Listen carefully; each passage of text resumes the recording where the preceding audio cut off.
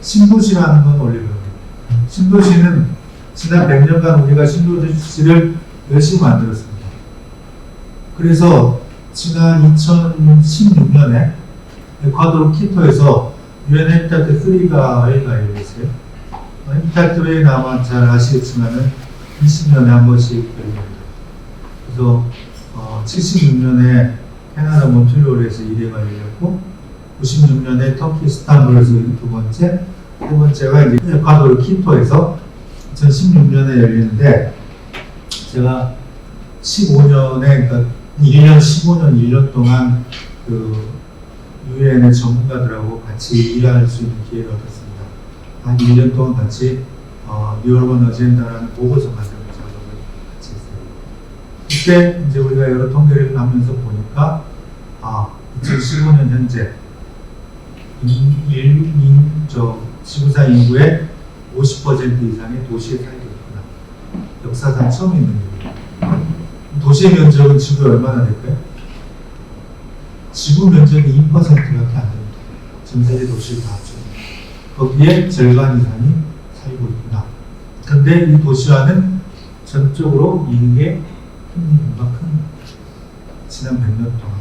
그런데 이 경향은 개도국에 꾸준히 이어집니다. 그래서 이제 다음에 있는 아마 16년에 20년에 2036년쯤에 해비타트 4가 열릴 텐데 그때쯤 되면은 거의 70%에 육박하는 사람들이 도시에 살 것이다 라는 예측이 좀 과감히 해놨습니다. 왜? 도시가 계속해서 확산되고 있습니다. 그리고 그 발단은 이러한 도시의 외곽에 우리가 이걸 신도시라고도 부르고 위성도시라고도 부르고 뭐 벨타운이라고도 부르고 서벌반이라고도 부르고 여러 가지 이름으로 부르지만 본질적으로 같은 거는 가장이 독박스는 사회가구를 타겟으로 하는 겁니다. 그래서 혼자 고생해서 몇 시간 출퇴근하세요. 나머지 가구가 편해집니다. 그리고 휴일에는 전원도 좀 바꿔보세요. 이게 신도시입니다. 지난 100년 동안 전 세계를 휩쓸었던 신도시라는 게 이런 의도에서 나타나는 거고 그래서 지난 2020년에 정부가 2019년이죠. 중앙정부가 3기 신도시 발표를 했을 때 제가 상당히 반대를 많이 했어요. 그때는 공직에 있었기 때문에 대놓고 반대를 못했는데 사실 그 당시에 이제 뒤에 인구 구조 보여드리겠지만은 이미 2019년에 우리나라 1, 2가구가 60%를 넘어섭니다. 그리고 그 당시에 4인 이상의 가구는 20%가 돼요. 그러면 그 20%, 1, 2가구가 신도시 가서 살까요?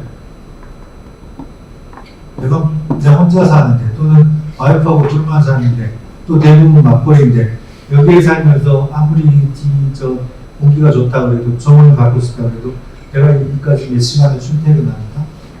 이런 건 성립하지 않습니다. 인간은 그렇게 살지 않죠. 그래서 도시 안을 밀도를 높이고 재개발하자, 역세권을 올리자 이런 이야기를 숱하게 했었죠. 근데 거의 안 받아들여졌고 신도시를 결정을 했죠. 이미 다 결정된 거고 보상이 들어갔기 때문에 하고 있지만은 과연 이게 시대적으로 맞는 거냐. 여러분 아마 최근에 일본의 다마 신도시나 이런 데 다녀오신 분들 계시죠? 그 어마어마했던 다마가 지금 처량하게 끝이 없어요. 벌써 탁 들어서는 순간 제가 일부러 우리 회사 본부장들하고 봄에 다녀왔어요. 우리가 3기 신도시 또 1기 신도시 재건축이 이미 결정이 됐으니 이걸 할 때 깊이 봐야 된다. 그 참가했던 다마가 완전히 지금 거의 힘들어요. 빈집이 곳곳에 생기는 그런 상황. 근데 우리는 지금 이제 이거 시작을 하는 거죠. 걱정이 되는 상황. 하여튼 이런 도시들을 100년 전에 이제 이게 미국에서 유럽에서 그 다음에 일본을 거쳐서 한국까지 이제 넘어오면서 전 세계에 휩쓸리죠. 그리고 여전히 개도국에서 꾸준히 이제 만들어지고 중국에는 이걸 지금 신도시 400개 만드는 계획을 진행을 하고 있죠. 이런 일들이 지금 전 세계적으로 만들어지고 있는 지난 몇 년 동안에 우리가 해왔던 일들이 그 결과 이거 하나 더 보여요. 개발 전, 개발 후 분당 모습이죠. 벌판. 자, 그렇지. 첫 번째 입주를 3년 3개월 만에 외국 가서 강연할 때 3년 3개월 만에 신도시 만들었단 말을 제가 할 수가 없습니다. 차마. 믿지도 않을 뿐더러 설사 사실이라고 해도 좀 설득이 없습니다. 최종 입주까지는 7년 걸립니다만은 10만 호를 7년 만에 했습니다. 첫 번째 입주 3년 만에. 얼마나 빠른 속도로 했는지. 그래서 가끔 이제 요새는 잘 못합니다만은 외국 가서 강연을 하면 신도시나 도시설계 물어보겠다고 손을 드는데 그쪽 전문가들이 물어보는 게 뭐 한국 고유의 디자인이나 계획 기법 이런 거 제가 한 번도 질문받은 적이 없어요. 되게 질문받은 거는 도시 만드는 금융 기법, 그냥 어떻게 하면 그렇게 빨리 만드느냐, 그 다음에 청약 제출 문제 그런 게 있어가지고 그런 다 속도랑 관련입니다. 그래서 이게 K 도시를 우리가 수출하자 이런 얘기 많이 하고 K 스마트 도시 많이 하는데 실제 우리가 생각하는 거하고 외국 특히 개도국에서 생각하는 거하고 상당한 차이가 있습니다. 물론 개도국 입장에서 보면은 도시 예쁘게 만드는 것보다 이렇게 순식간에 만드는 게 훨씬 중요합니다. 그 점을 우리는 또 정확히 지금 가르쳐주지 못하고 있어요. 그것도 문제죠. 자, 그 다음에 이게 서울입니다. 79년, 2010년. 79년만 해도 이게 강북이 훨씬 면적이 높죠. 노랗게 도시화된 면적이에요. 그리고 이제 강남이 지금 압구정이나 이런 데가 반포가 조금씩 개발이 되고 있고, 잠실은 아직은 이제 파랗게 되어 있죠. 이제 참 저기 제가 얼마 전에 이제 우리 그 연구원장 시켜가지고 저런 작업을 하려다가 결국 못했어요. 지금 살아계시는 원로들의 옛날 비화를 구술 작업을 하려고 했는데, 근데 이제 옛날 우리 이 어마어마한 지금 53년 종전 이후에 소득이 얼마 늘지 아세요? 23년 대비하면은 한 70년 만에 두 세대 만에 400배가 늘었습니다. 이런 경우는 거의 아마 전무하다고 보여져요. 400배 소득이. 그러니까 두 세대 만에 이제 소득이 400배가 있는 나라니까 그 과정이 얼마나 다이나믹하겠습니까? 그리고 이 개발 과정에 참여했던 사람들이 얼마나 하고 싶은 얘기가 많겠어요. 근데 그분들이 이제 되게 80, 90 되시고 특히 1세대 재벌분들은 이제 거의 돌아가셨죠. 그래서 이제 구술을 하려고 그러니까 연구원장을 보냈는데 엄청나게 애당 먹고 돌아옵니다. 또 내가 죽을 날 얼마 안 남았다 그래? 이런 말. 그것도 예의가 아니더라고요. 본인이 구술하시면 그런 거보다 하는데 그게 아니라면은 그냥 자연스럽게 그래서 주워들어야겠다. 뭐 그런 생각을 하게 됐고 그 후에 이제 지금 생존하신 재벌분하고 이제 몇 번 만났어요. 그래서 이 당시의 비화를 이제 알려줬는데 그분이 이야기를 하시더라고요. 70년대만 해도 그 재벌들이 시청 앞에 그 방 사무실 얻어놓고 거의 매주 서울시 도시국장을 당시 신청했대요. 개발 정보 얻으려고. 근데 도시국장이 만날 때도 있고 안 만나죠. 그러니까 지금 오늘 오신 우리 정윤승 회장님 같은 분이 재벌 오라가라 하셨던 거예요. 그 당시. 그래서 어렵게 재벌을 만나면 그 국장실 뒤에 있는 도면부터 봤다는 거예요. 근데 지금 반포터미널 개발하신 그 재벌 1세대죠. 그분 이야기가 어느 날 그 방에 갔더니 이쪽이 하얗게 돼 있더라고요. 터미널이. 아무 용도도 없이 그냥 하얗게. 그때 뭐 화이트 존이 이런 거 없을 때죠. 물어보고 또 당연히 안 가르쳐 주죠. 그래서 뭔지 모르고 그냥 다 산 거예요. 3만 평. 띄워오는 터미널. 그래서 더 드라마틱한 게 그분이 그러다가 이제 부도가 났어요. 그러니까 모든 재산이 채권단한테 다 넘어갔겠죠. 넘어갔는데 재판이 끝나기도 전에 그 터미널 가격이 모든 빚을 다 갚고도 남을 만큼 올라가요. 그래서 그걸 채권 청산하고 남은 걸로 갖고 있는 게 지금 센트럴 시티. 그러니까 얼마나 소득이 400배 400배 올렸지만 땅값이나 개발도 어마어마하게 빠른 속도로 못하는 거죠.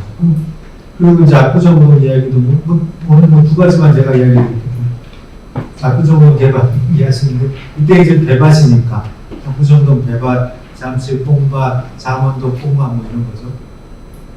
저 배밭의 주인들하고 우리가 그러니까 재벌 세 분이 모여가지고 저 배밭 주인들한테 평당 3,000원 이상으로 팔지 말자 라고 이제 굳게 결의를 하셨대요.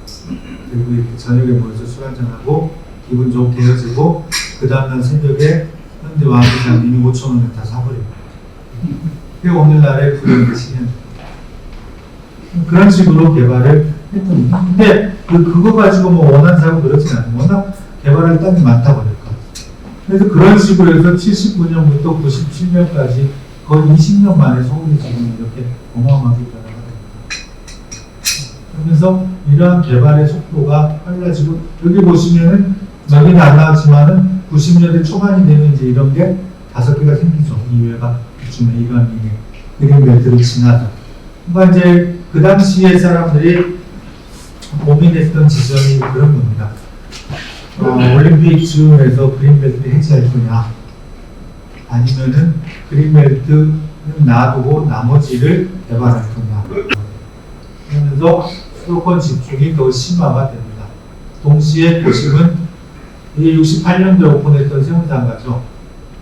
당시에 김수근 선생님이 도차 분리를 수직적으로 하죠. 2층은 보행자, 그라운드 레벨은 차량. 이 당시 서울에 등록된 차는 2만 대가 안 됩니다. 사실 이런 도착을 할 이유가 없는 거예요. 자동차 대중화가 되지 않았기 때문에. 근데 당시 유럽에서 유행하던 양식을 그대로 갖다가 만듭니다. 도심 한복판을 만들고 그때 몇 가지 이루지 못한 게 있어요. 예를 들어서 지금 여기 지금도 아파트죠 여기. 그죠? 이 아파트가 원래는 국회의원 사무실이었어요. 그래서 국회의원들한테 오피스를 하나 짓자. 그런데 사전에 언론에 공개돼가지고 저건 무산이 됐고 이쪽 어딘가가 그 헬스클럽을 크게 만들어놨는데 그것도 사전에 공개돼가지고 애들이 점심도 못 먹는데 무슨 살을 빼느냐 이래가지고 그것도 없어져. 그러면서 주상복합으로 자리를 잡게 되고 나중에 이제 여기가 상가가 되고 이게 재건축 논의가 80년 되니까 지어지고 20년이 채 안 돼서 재건축 논의가 나오기 시작해요. 네. 이제 용산으로 간 측면도 있지만 인구가 많이 빠져나가니까 지금 중구, 종로가 인구가 제일 많이 빠져나갔죠. 두부 합쳐봤자 12만인가 밖에 안 돼요. 그러니까 조선시대 인구보다 못하는 거예요. 사실 지금 종로하고 중구 합친 게 조선시대 한양성곽의 그 커버리지를 넘어서거든요. 근데 지금 시대가 조선시대에 보통 한 15에서 20만 초반까지 유지했었는데 그 당시에도 큰 도시입니다. 파리, 런던을 못지않은 큰 도시인데 지금 그때의 인구도 안 되는 거예요. 그러면서 도심에 있는 인구들은 지속적으로 빠져나가고 그 다음에 이건 뭐죠? 국가철도망이에요. 현재 이거 왜 보여드리냐면 지난번 대선 때 GTX A, B, C, D가 나오죠. 그 전까지 어느 후보도 이거 말한 적 없습니다. 그 전에 이미 GTX 부산이 나온 거는 10년도 더 됐는데 그런데 당당하게 공약으로 나와요. 네. 2020년이 되면 전체 인구의 50% 이상이 수도권에 살게 됩니다. 그리고 아마 내년 총선 아니면 그 다음 28년 총선쯤 되면은 수도권의 국회의원 수가 지금 이 시스템을 이대로 유지한다면 수도권의 국회의원 수가 비수도권의 국회의원 수를 앞질릴 거예요. 지금 비수도권이 더 많아요. 그러니까 비수도권의 의원들이 많다 보니까 수도권 정비법부터 시작해서 수도권 집중을 하려고 하는 법들이 다 좌절이 되는 겁니다. 다 산입이 통과를 못하죠. 근데 이 수가 역전이 되면 어떤 사태가 일어날지 모르겠어요. 굉장히 암담해죠. 이걸 당당하게 GTX A, B, C, D 노선을 막는 이거를 국가정책 반영을 하고 그 다음에 심지어 요새 나오는 말들 예타를 부활시키자. 이건 무슨 얘기냐. 지방도시의 거대 시설은 예타를 철저하게 하면 하나도 통과 못합니다. 예타는 기본적으로 유동인구가 없으면은 또 상주인구가 없으면은 사업성 안 나오게 돼 있어요. 수도권만 개발이 돼요. 무시무시한 일이에요. 지금 50%가 수도권에 몰려서 사는 나라도 없어요, 전 세계에.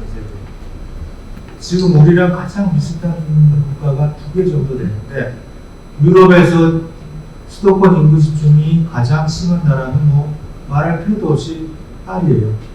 프랑스 파리. 근데 얘는 20% 넘은 적이 없어요, 지금까지. 우리랑 상당히 유사한 정책을 취했죠. 파리권을 세르지 봉투아지 이런 저 외곽 신도시들 만들고 해도 20% 넘은 적 없어요. 그 다음에 아시아에서 동경권이 한 30% 정도.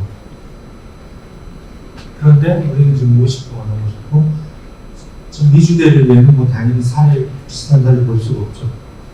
자, 그런 상황에서 이게 점점 이렇게 촘촘하게 돼가는. 사실 저도 GH에서 순환철도 넣으려는 민원을 굉장히 많이 받습니다. 그리고 실제로 순환철도가 일순환, 일순환 이런데 어느 구간은 사업성이 꽤 나와요. 그래서 이런 개념들, 이게 계속 수도권 집중을 가속화시킵니다. 또 다른 변화.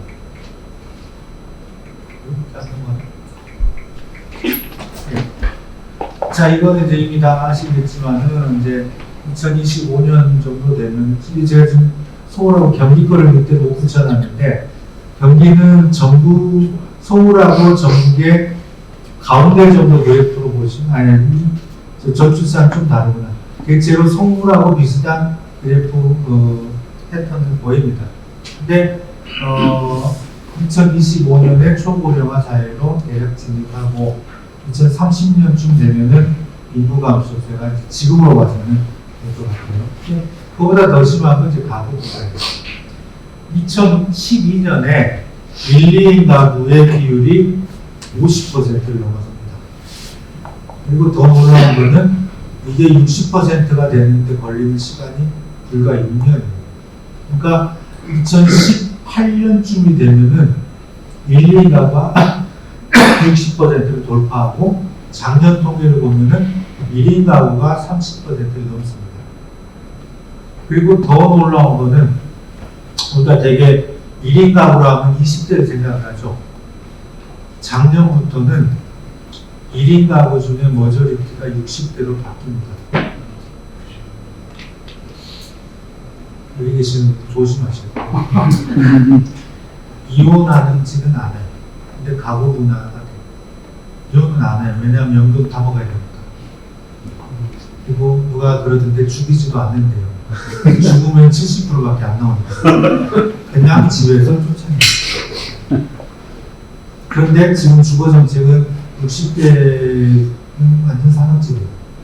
급속도로 60대가 가구 분화가 되고 있어요. 지금 국가에서, 지자체에서 법에 대해서 아무 대책을 못 내놓고 있는 거예요. 그리고 지금까지는 1, 2 가구 대책은 전부 20대 청년층이 모여져 있습니다. 근데 이 분화되는 속도가 항상 전문가의 예상치를 넘어서 보이는 게 문제고. 왜 이렇게 됐느냐? 지금 서울만 따지면은 출산율이 0.6이죠. 내년에는 0.5가 돼요. 그리고 전국을 보면 0.78이 돼요. 근데 그것도 내년에는 더 줄어듭니다. 자, 이 그래프를 보시면 사망률 비슷한 그래프입니다. 출생률 확 줄어들죠. 혼인 건수가 확 줄어들죠. 거의 비슷한 기울기를 보여주죠. 그러니까 혼인을 안 하니까 출생을 안 하는 거예요. 혼인 한 사람만 놓고 보면은 1.3이 넘어요. 혼인을 하면은 1명 이상 낳는 거예요. 결혼을 왜 안 할까? 2012년부터 혼인율이 확 떨어져요. 2012년, 그러니까 12년 전에 우리나라에서 무슨 일이 있었어요? 결혼금지법 이런 게 있었습니다. 우리가 지난 20년을 돌아보면은 97년에 IMF 사태가 일어났죠. 그리고 그때 위축됐다가 신용카드 막 그때로서는 남발이고 지금으로서는 뭐 자기는 그 다음에 인터넷 막 팔고 그 다음에 IT 산업으로 막 거품을 만들고 이러면서 겨우 벗어나요. 그래서 IMF 사태는 사실은 대한민국에 그렇게 독이 됐던 거라고 평가받지는 않습니다. 오히려 우리가 지금 먹고 사는 인터넷이라든가 신용사의 기반을 마련했다 이런 평가를 받고 있죠. 그리고 한 10년쯤 지나요. 서프라임 모기지가 나타나죠. 이때 우리가 어떻게 했어요? 그 10년 전에 했던 어떤 산업을 발굴하거나 그 다음에 무슨 사회 시스템을 바꾸거나 이런 거 하나도 못했어요. 그냥 덮었어요. 그리고 그게 대충 마무리되는 시점은 11년, 12년쯤이에요. 이때부터 사람들이 그러니까 사실은 97년에 우리가 그때는 굉장히 대응을 잘했던 거고 2008년, 9년 이때는 물론 충격이 IMF처럼 세지도 않았지만은 그냥 조금 그냥 넘어갔던 거예요. 그러면서 나라 망하지는 않겠지 하고 넘어갔는데 그때부터 의과대학으로 문제가 몰고 의과대학 가지 않은 친구들은 졸업하고 전부 공무원 되려고 하고 그 다음에 좀 지나니까 혼인을 안 하기 시작합니다.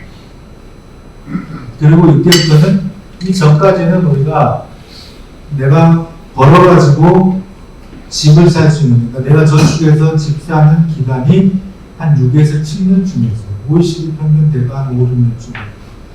이때부터 10년을 넘어서기 시작합니다. 그리고 지금 몇 년이죠? 지금 17년. 지금은 시점쯤 되면 17년이 되면 포기를 해요. 집 사는 거. 근데 지금 젊은 세대를 욕하시면 안 되는 거예요. 그러니까 집 사는 걸 포기하니까 내가 다른 데서 만족을 찾으려고 하는 거죠. 그게 청소로 이렇게 나타나요. 그리고 결혼을 안 하니까 출생을 안 합니다. 또 하나 문제. 이거 계속 가파르게 내려가는데 이게 유럽 같으면은 혼인 건수랑 출생률이 상관이 없어요. 혼인 안 하는 사람의 그 자녀 수가 더 많아요. 그러니까 비혼에 대해서 굉장히 열려있는 국가가 대부분인데 유독 한국하고 일본에서 혼인을 하고 애를 낳는 것이 정상이라고 봐요. 여기 계시는 분들도 다 그렇게 생각하죠. 내 자녀가 결혼 안 하고 애를 낳았다 그러면 대부분의 남자분들은 조상님한테 내가 어떻게 배움을 먹이 이렇게 생각하시죠. 근데 그 생각이 생각보다 우리 아가 굉장히 뿌리가 됐던 겁니다. 제가 SH 사장할 때 신혼부부 특별공급을 한참 정부에서 하라고 했어요. 결혼을 시키려고. 그래서 그때 신혼만 줄 게 아니라 비혼 가정도 주자 해가지고 비혼도 혜택을 동거부부도 신혼 특별공급처럼 혜택을 같이 주려고 한 글자를 넣었었는데 그걸 가지고 그러니까 이제 저도 겁나니까 그 언론에 한번 살짝 떠가지고 이런 관련이 어떠냐. 지금 목사님들하고 성균관 의원님한테 문자 폭탄이에요. 미분 양속을 저해야 하는 심각한 논문이라고. 우리나라에서 비혼 가구가 2%가 파리, 프랑스 같은 데는 50%가 넘죠. 그런데 지금 비혼 동거 가구가 100만 명 넘어섰습니다. 현실적으로 무슨 문제가 있냐? 이 사람들이 애를 낳아요. 그러면 학부모 등록이 안 돼요. 그리고 부부 중에 비혼 동거 부부 중에 한 명이 응급실에 가요. 보호자 사인을 못해요. 법적 부부가 아니니까. 그러니까 결혼을 해야만이 또 결혼한 사람만이 애를 낳을 수 있다는 굉장히 강한 고정관념에 사로잡혀 있는 나라가 한국만 더 하면 되죠. 올인비리라는 거예요. 내 동네에서 모든 걸 다 해결하고 싶어. 편의점 몇 개 있는지 아세요? 인구 10,000명 남은 게 있어요. 전 세계 2위. 스타벅스 전 세계 4위. 1인당은 당연히 압도적인 2위. 내 동네에서 5인비 반경이 이동 반경이 갈수록 줄어드는 사회로. 이 코로나 전에 이야기예요. 집콕, 온라인 쇼핑, 홈트 뭐 이런 거, 넷플릭스 극장 많이 가고 있죠. 이걸 통계적으로 보여드리면 서울의 통계인데 이거 이제 코로나 이전에 2019년, 18년입니다. 공유 킥보드가 1년에 20%씩 늘어나요. 공유 자전거가 40%씩. 공유 자동차는 코로나 때 확 꺾이죠. 코로나 때 코로나 이후에 다시 살아나고 있는 거예요. 이 두 가지의 공통점. 자전거하고 킥보드 두 가지 공통점은 단거리 교통수단이죠. 킥보드 가지고 뭐 30km씩 가기 힘들어요. 자전거는 마찬가지고. 지하철은 계속해서 줄어듭니다. 왜? 하나 더 보여줄게. 골목길의 매출이 대로변을 2015년쯤부터 앞서기 시작합니다. 물론 임대료는 대로변이 더 높아요. 그렇지만은 골목의 장사가 잘 된다는 거예요. 이런 현상은 아까 앞에 보여드린 것처럼 지하철 사용자가 줄어들고 이런 거 늘어나고 그 다음에 또 5인비, 1, 2인 가구 다 연관되어 있는 겁니다. 1, 2인 가구들이 멀리 안 나가는 거예요. 내가 어린 아이가 있어야지 어린이 보건도 가고 뭐 무슨 숲도 가고 뭐도 가고 장거리 교통하는 거죠. 캠핑도 가고 뭐 안 가는. 내 동네에서 웬만한 거 다 해결하고 내 동네에서 편의점 가고 편의점에서 웬만한 거 다 편의점하고 팝하고 스타벅스만 있으면 일상 다 살아내요. 이게 코로나 전의 상황이에요. 그러다가 2019년 2020년이죠. 2020년 1월 19일 날 한국에서 제1호 코로나 사망자가 나오죠. 그리고 지난 3년간 이런 게 아주 불을 붙이게 되는 거거든요. 그래서 이게 거의 비가역적으로 돼가고 있는 이런 상황이 이제 되는 거고.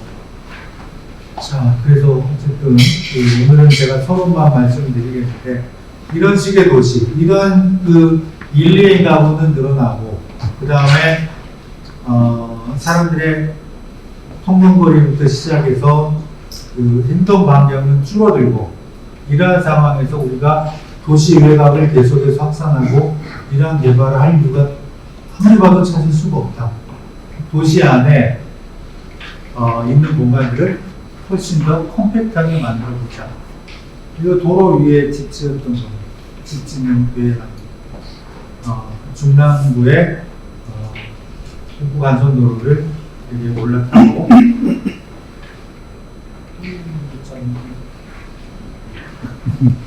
내가 이제 막 거울 이런 식으로 공장에서 짜오는 거죠. 어디를 그러니까 그런 거고. 그러니까 이제 이거는 이제 밑에가 여기에요. 저 버스 정거장, 버스 정점을 지하로 가라앉히고 위에 공원하고 주택하고 편의시설 짓는 입체적인 토지용이 되겠죠. 보다 컴팩트하게 이런 식으로 여기도 마찬가지. 그 다음에 이거는 저 빗물펌프죠. 빗물펌프장 위에 이제 이렇게 만들어보자. 이것도 마찬가지. 뭐 이런 식의 계획안. 이거는 이제 그 신촌 주민센터 위에 만들었고, 이거는 오류동 주민센터. 이거는 이제 사람 입주해서 지금 잘 살고 있죠. 이런 것들로 도시 안에 우리가 덜 이용됐던 공간을 훨씬 더, 지금 뭐 중구나 종로구 12번밖에 안 사니까 가보시면 굉장히 많아요. 그리고 여기는 보여드리지 않았지만은 그 중구 소방서하고도 협약을 체결해가지고 준비를 했었고, 지어졌는지 잘 모르겠어요. 아마 지어졌을 거예요.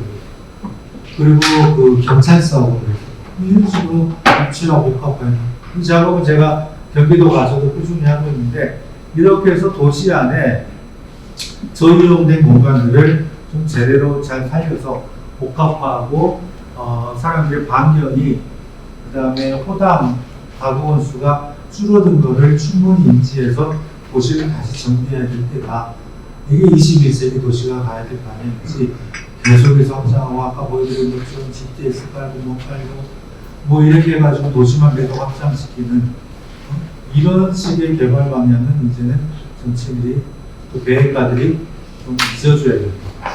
이러한 뜻에서 제가 오늘 말씀을 드렸던 겁니다. 시간이 좀 짧아서 아쉽긴 한데 제 생각이 잘 전달이 됐으면 하겠고요. 이상 마치고 있겠습니다.